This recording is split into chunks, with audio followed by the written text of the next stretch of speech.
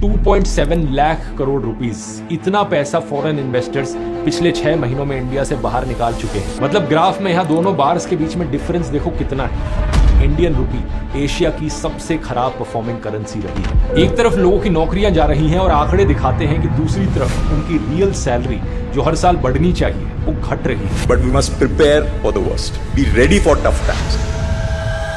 गुजरात के सूरत शहर में एक छोटे से घर में एक पिता अपनी 2 बेटियों को समझा रहा है कि अगले महीने से उनका स्कूल बदल जाएगा। अब उन्हें प्राइवेट नहीं सरकारी स्कूल में पढ़ने जाना होगा। इस आदमी का नाम है अल्पेश भाई। कुछ साल पहले तक इनकी जिंदगी एक बहुत ही बढ़िया सक्सेस स्टोरी थी।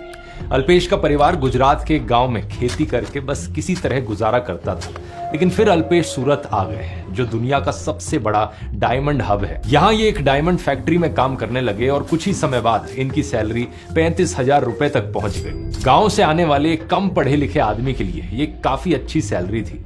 पहली बार अल्पेश की जिंदगी में फाइनेंशियल स्टेबिलिटी आई और उन्होंने अपनी दोनों बेटियों को एक इंग्लिश मीडियम प्राइवेट स्कूल में एडमिशन कराया। जो एजुकेशन उन्हें नहीं मिली, अल्पेश वो अपने बच्चों को देना चाहते थे, लेकिन फिर साल 2025 में सब कुछ बिखरने लगा। Tariffs imposed by the US have been catastrophic for India's diamond industry. सूरत की डायमंड इंडस्ट्री में एक भयंकर क्राइसिस आ गया। तो डायमंड बिकता नहीं, अभी सबके ऊपर पड़ा है, पूरा मार्केट के ऊपर है। पहले अल्पेश की सैलरी गिरकर 18,000 रुपए हुई और फिर कुछ महीने बाद उनकी फैक्ट्री ने अपने 60% वर्कर्स को निकाल दिया।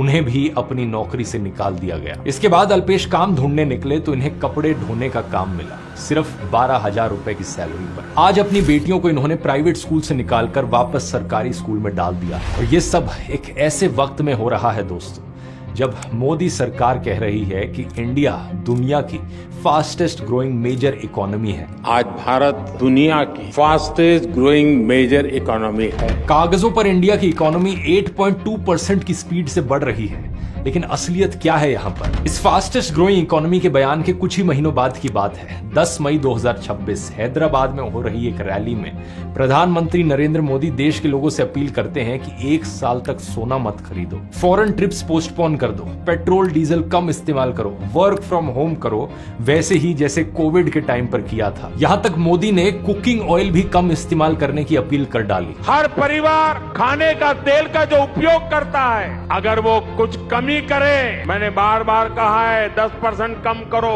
अगर हम तेल खाना कम करें ना, तो भी वो देशभक्ति का बहुत बड़ा काम है। और इस सब के पीछे की वजह बताई गई कि हमें किसी भी तरह से फॉरेन एक्सचेंज बचाना है। विदेशी मुद्रा बचाने पर बहुत जोर देना होगा।